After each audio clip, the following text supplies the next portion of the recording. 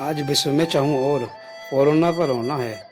जैसी करनी होती है उसका वैसा ही फल होना है। हे मानव, तूने अहन काल में प्रकृति को रौंदा है। नदियों के जल को किया विषैला और तोड़ा पक्षियों का घरौंदा है। प्रकृति ने दिए हैं जब प्रचुर फल और मेवे, फिर क्यों इंसान मांसाहार करता है। तूने वनों को उजाड़ दिया और मद में अतड़ चलता है। हे मानव, तू तो सर्वशक्तिमान है, फिर एक तुच्छ से वायरस के आगे क्यों बेबस है। आओ चिंतन करें।